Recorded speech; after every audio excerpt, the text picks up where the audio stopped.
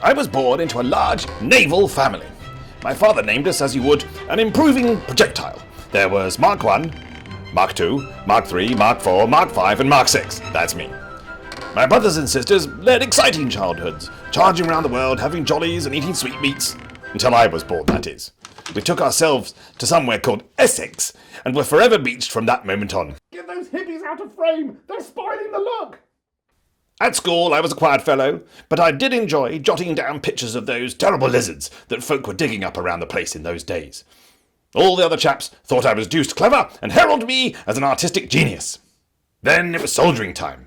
I climbed safely onto the quiet end of some of our imperial punch-ups, including a few years galloping around after some ghastly bandits in the Irish counties. Now, the army officer of those days wasn't the public darling he is today. Oh no! And so I decided to leave the army.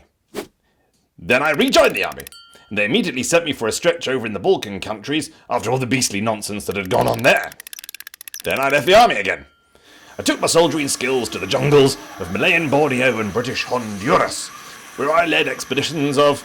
it was groups of gap kids. How do I steampunk? Where I led expeditions of young bloods to teach them a thing or two about parang swinging and basher building before they began their inky studies black in blighty. And for some reason, I left all that behind, and I rejoined the army. This is insane.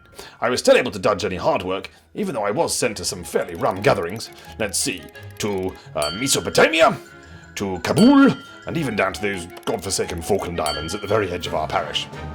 Then I left the army again. Bear with me. Now, all this time I drew and drew and drew. First of all, it was to cheer up bored Tommies, and then I did it to bring in a bit of extra tin. When I finally met the lovely Sarah, I decided to make a proper go of me doodling skills, and since then I've made the type of lithographs and depictions that you see in tip-top children's journals ever since. So there. So now where am I? Now I live out in the cuds with the lovely Sarah and our two ankle biters, Mark 1 and Mark 2.